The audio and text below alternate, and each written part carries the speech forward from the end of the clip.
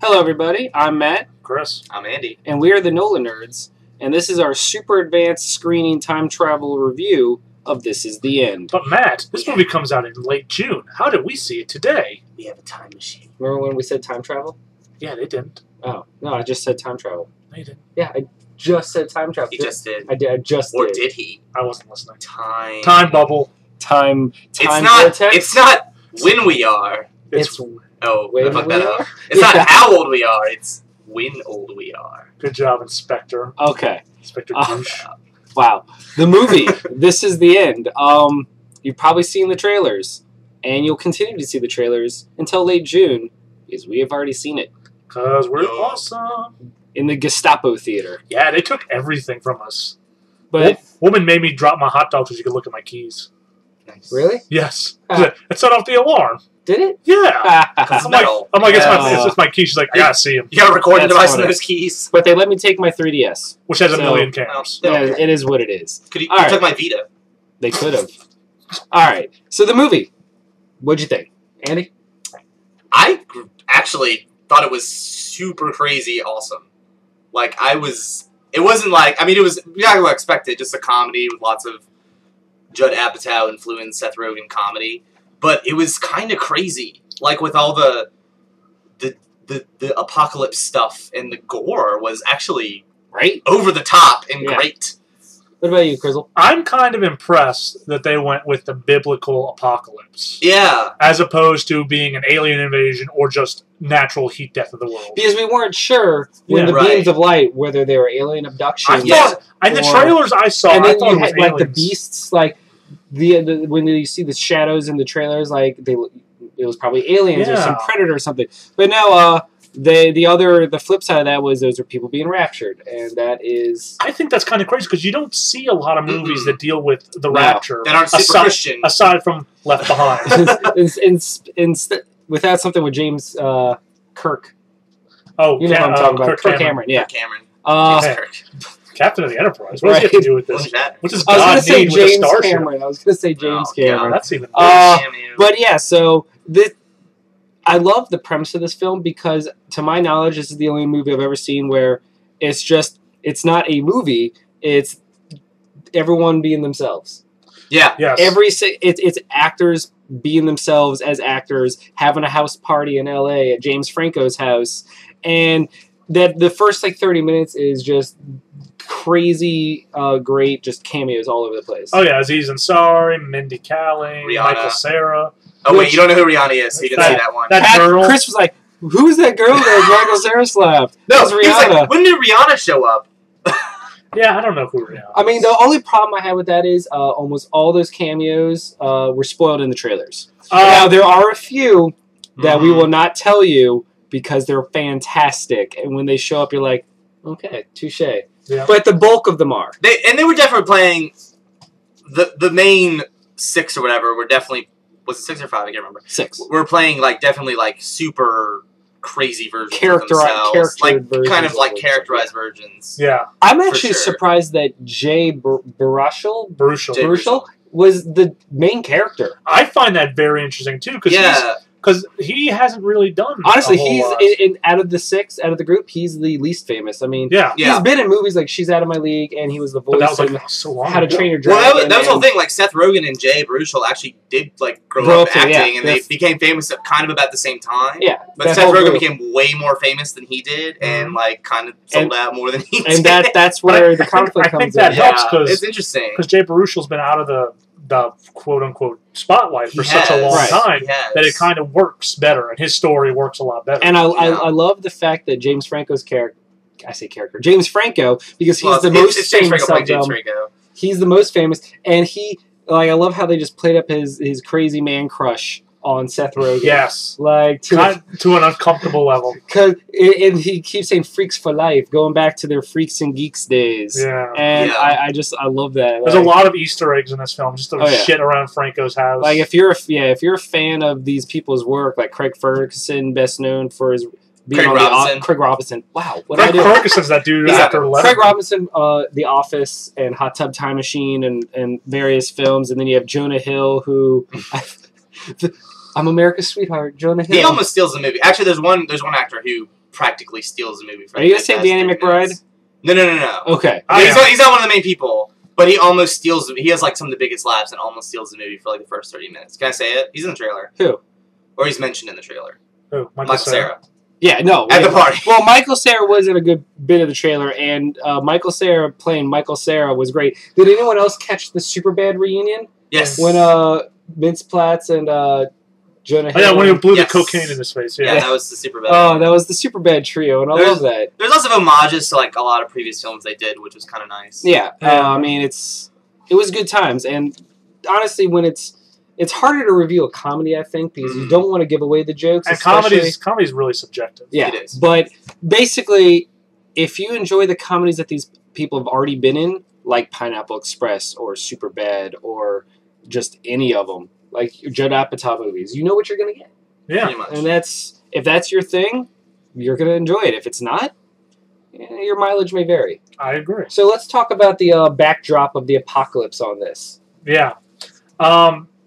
It is the biblical apocalypse, which is very interesting because, as I said, it's not done a lot. And they really, it's kind of true to the Bible. It starts off with a giant trumpet blast, and then people are ascended to heaven, and then everyone that's left. I didn't catch that. Yeah, that's what shattered the window. Realized what that was. Yeah, and then everyone ascends to heaven, and then everyone that's left has to scramble and fight the demons. I think it's also kind of funny that none of the actors are raptured.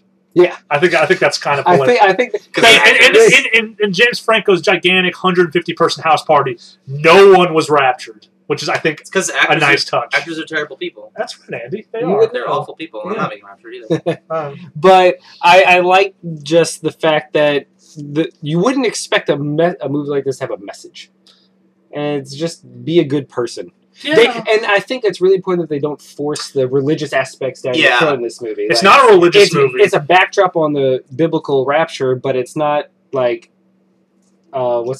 preachy. Yeah, it's definitely not. It gets there's one moment that could be even considered between Jay and Craig, but even that it's really not. Yeah, there it is. Yeah, it has this message of like be a good person, and also like it has that whole thing of like your friends are your friends, and you should it's a secular message in a religious film, right? You should if you be nice to your friends in this film, yeah, but be honest with your friends too is part of it as well. And I think the pacing was really good too. Like I didn't think it dragged on at any point because they kept jumping. They would keep cutting ahead, so no one part dragged on too long. It was kind of almost like a giant bottle episode too, because a lot of it took place in the house. I think they went outside every now and then. But even that. But it was interesting. I was like I lost it. Nice. Okay, yeah. Well, let's talk about the distressing ratio of breasts to penises. Lots of penises. A lot of penis. Dr. Manhattan level penises. There's a couple CG penises. No breasts. No aside from like a painting. No, one breast. In the bathroom. Yes. With the Capri Sun. Okay. Yeah. And that's where we're gonna leave that. Yep. Got it. I kind of wish that the trailers hadn't given away so much of the party part. Oh my god! Yeah, the party part was really. I was fine. But again, I guess. I mean, in order there's to not a sell whole the lot. Concept. There's not a whole lot else they can cut from the trailer. I'm fine with trailers like spoiling the first 30 minutes of a movie, as long as they don't show me like the last half of the movie. Right. I'm fine with trailers like just saying. And this actually didn't. No, it didn't. I didn't know what was going on. Like I was very surprised at the ending. This movie sold you on the concept that you're seeing your favorite comedians and actors playing themselves and being themselves in a post-apocalyptic setting. We didn't know what kind of setting it was, but I thought it was nice that we didn't know how the movie was going to play out. Yeah. Also, I don't think this is a spoiler, but I'm glad they didn't go the route of having Craig Robinson die and then making a black guy dies first joke. Yeah, actually, I honestly thought that was going to happen. I thought so too. That's true. I mean, they kind of played with it because he was like the first one to go out, and you think so, but that's not really a spoiler. But no, that's why I was like, I don't think it is, but I think it was really cool that he wasn't the first. I agree with that. Yeah, no, it was great. Or that they didn't even mention it. I mean, I thought it was. I don't know. It was. At one point, enjoyable. I guess I won't say the joke, but yeah, let's. Yeah. Whatever. There's one point where they're like, it's like oh, you guys got to talk about the elephant in the room. Yeah, no, yeah, it's a fat joke, but whatever. We're not getting into that one. No. There's some It's actually a really good script. Like I think really the only problem I had with the script was. I guess just for me, Danny McBride wears a little thin. I love Danny McBride. Here's the thing: I love Kenny Powers from that show on HBO. I like Danny McBride's. I like Danny McBride's characters. This is perfect for me. Like this was the essential Danny McBride. But for some people who don't like Danny McBride and his characters he always plays, it could probably rub off the wrong way. I think he's the best choice for this group to be the agent of chaos. Yes. Well, no, I agree. They use him very well. But it's just for me, he was my least favorite of the group. Yeah. I think he's supposed to be. I also think it's funny that they were basically being themselves, and it kind of gives credence to the actual criticism that all they ever do in their movies is play themselves. Yep. Because literally, you could have taken any of their roles, and this is them. Like Seth Rogan is Seth Rogan, Jonah Hill is Jonah Hill. Yeah. I think James Franco is the only one that actually surprised me with how his character was. But everyone else was just themselves. Yeah, and I think that was playing off the fact that they would, if they were even playing characters with their names, they would still be themselves. Which brings me to the greatest credit scroll ever, because it's just Michael Cera, played by Michael Cera, Craig Robinson. Seth Rogan. I mean, I love it. The whole thing. There's 4 people that is just Michael Cera girl 1, 2, 3. And then everyone else father. Everyone else is themselves, and I love that. All right. I mean, there's not much to talk about, in terms of soundtrack or it's pretty standard graphics comedy, or anything, effects, popular music. So I guess let's just get down to the nitty-gritty. Yeah. 1 through 10, and would you buy it? I guess I'd give it about an 8 out of 10. I thought it was fun. I probably wouldn't buy it. I don't really typically buy good comedies. I'd watch it again, with some friends and stuff. But it was a funny movie. I enjoyed myself. Yeah. I give it an 8.5 out of 10. I wouldn't buy it unless it was under 10. I don't normally buy comedies. I usually grow out of them after time, so I don't normally buy them. But if it was cheap enough, I'd probably pick it up. Okay.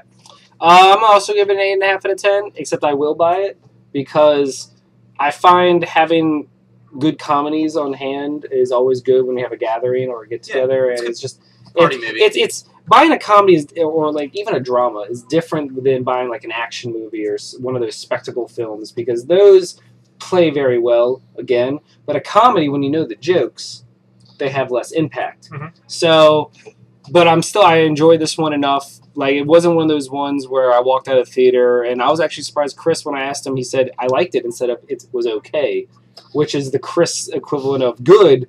But you actually said you liked it. My standards crazy. My standards are high. Yeah, or your terminology is flawed. Either one. But I give it 8.5, and I will buy it.